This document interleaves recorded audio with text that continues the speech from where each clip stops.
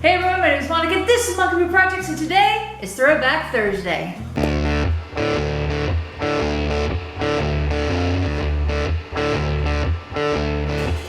And welcome back. So this video is actually going to be a review of a past project I did, actually in this case a few years back.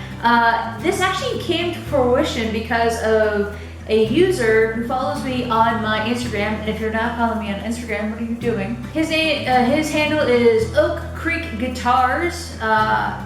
He reached out to me about the Snoopy cap that I made. And of course he saw that I had like a proton pack in the background, and he inquired if there was any other cosplays that I've done in the past and if he could see what I've done. To be honest, I don't, but you know, I kind of want to show what I have been working on. There's one of the few cosplay outfits that I've actually put together. What's up? Hey everybody. Yes, I am dressed up as the engineer from Team Fortress 2. A million years ago, I used to play the game, and I'm talking orange box, people, Xbox 360. That's how long ago I've been playing this game. I mean, actually, to be fair, I haven't played the game in years, and I bet you anything this is still my loadout character look. I have the silver badge to indicate when I started playing Team Fortress 2 on Steam. A buddy of mine 3D printed that. I didn't have a 3D printer at the time because he actually dressed up as the Heavy. If you follow Team Fortress 2 at all, you probably have seen my buddy Cory's the gun and all that. I'll put a link down below. He did a fantastic job. Let's see, I'm going from head down.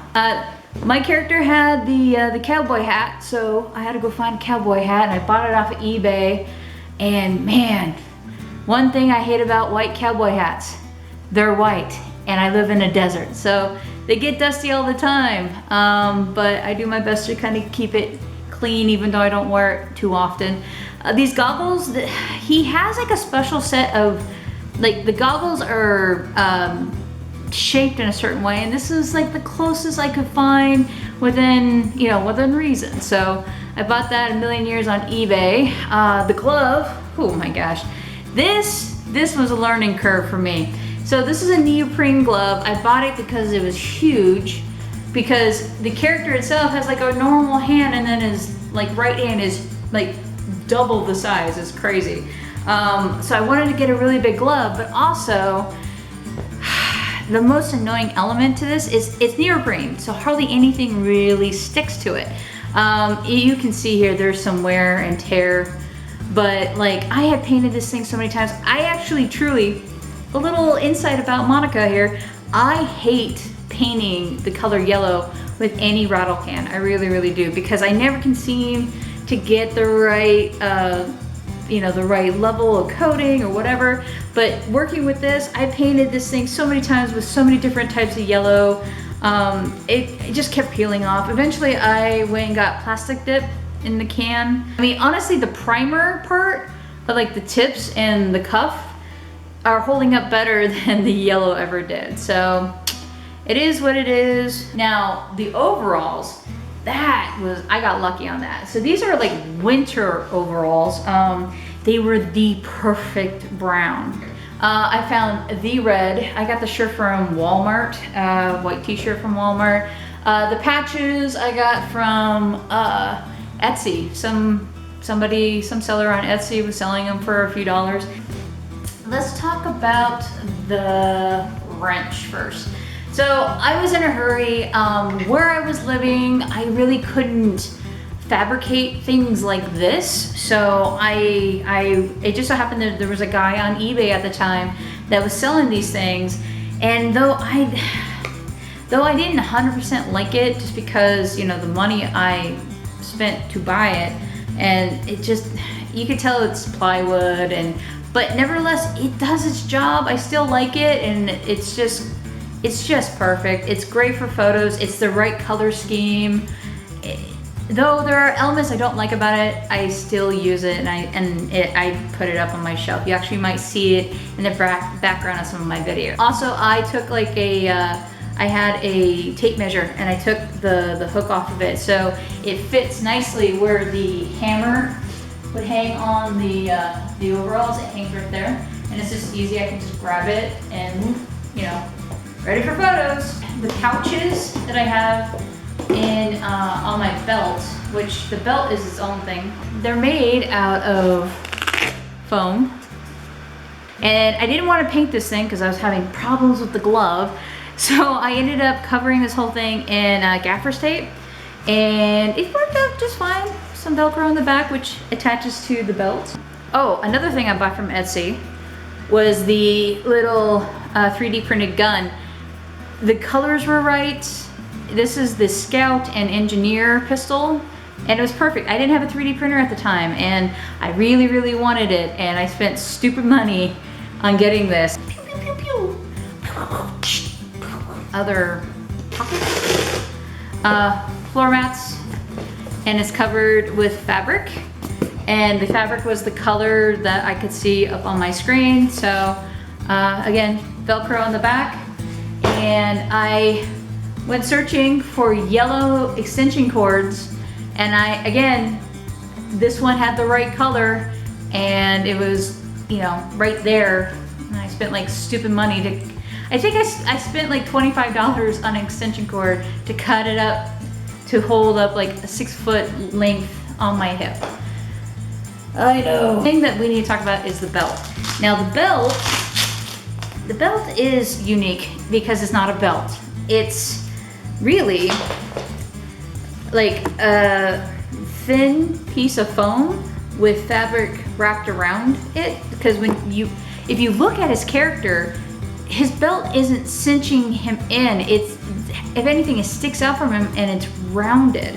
So I really wanted that rounded look to it.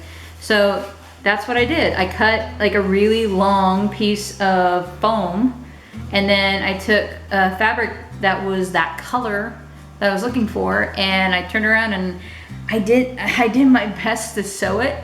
This is really, really bad, but I did my best. Also, the belt buckle, the color of this pocket is roughly the same color of the inner part of the buckle. So I just took some of the fabric and glued it in. Yeah, I did a little rub and buff around the edges to make the belt buckle actually kind of shine a little bit. So when it comes to the knee pads, they're really not all that special.